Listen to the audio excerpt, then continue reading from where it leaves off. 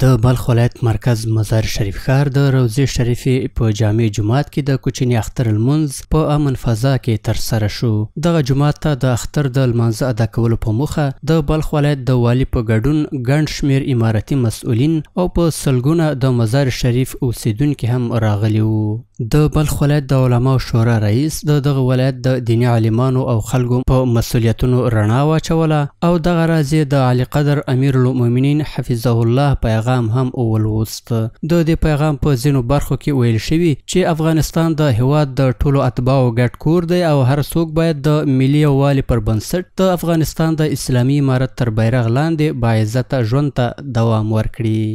افغانهای ما سالهای زیاد در مخالفتها و جنگهای سپری کرده‌اند. اکنون الحمدلله فرصت خوب وحدت و اتفاق را الله متعال نصیب ما کرده است. بیایید ای مسلمانان از این فرصت استفاده بهتر کنیم، وحدت و اتفاق خود را که راز موفقیت و عزت ما می شود بیشتر تحکیم و یقینی سازیم.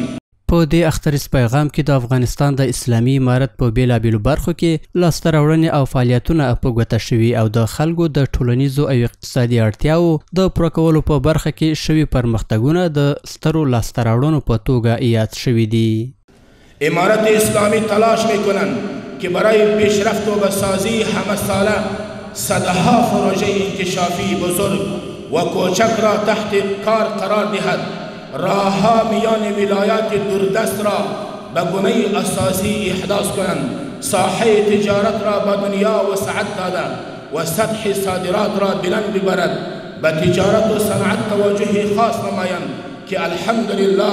پیشرفت‌های خوبی در آن صورت گرفته و کارهای بزرگ انکشافی آغاز شده است. ورته مهال د بلخ والي د افغانستان او په ځانګړې توګه د بلخ ولایت اوسیدونکو ته د کوچني اختر مبارکي وویله او د دې ولایت د خلکو د امنیت د تامین لپاره له هر اړخیزه چمتووالي څخه یادونه وکړه. نوموړي همدارنګه له عامو خلکو هم وغوښتل چې له امنیتي ځواکونو سره همکاري وکړي او د هغوی ترڅنګ ودرېږي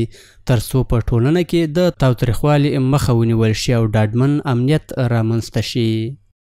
ځکه چې وحدت و اتفاق یې یووالی یې بیا به موږ تاسو کامیاب یو، بیا به دا نظام بقا پیدا کړي، بیا به دا نظام استحکام پیدا کړي. بل محترمو دا د حکومت دا ذمواري ده دا ټولو مسؤلینو ته دا بالخصوص امنیتي مسؤلین دا وایي چې و تخریب و هیڅ چاته اجازه نه ورکوو.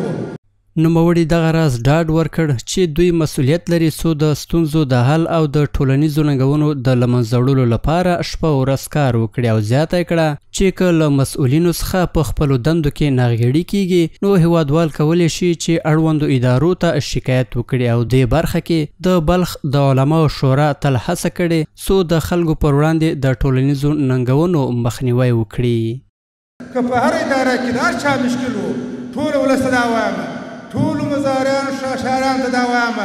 که هر چا مشکل ځنډېدی یا د چا رسیدګي نه کېده مې په هره برخه کې په کومې ادارې ته نس وسپړی و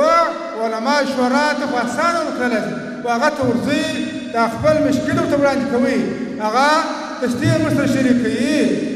هغه د خپلو ادارو سره شریکوي، که نه و بیا د محترم مشرتابه مقام ته رسوي ستاسو مشکلات. باید ویل شي چې د اختر د لمانځه له ادا کولو او د خطبې ویلو وروسته خلکو له یو بل سره اختر مبارکي وکړه او له یاد جومات څخه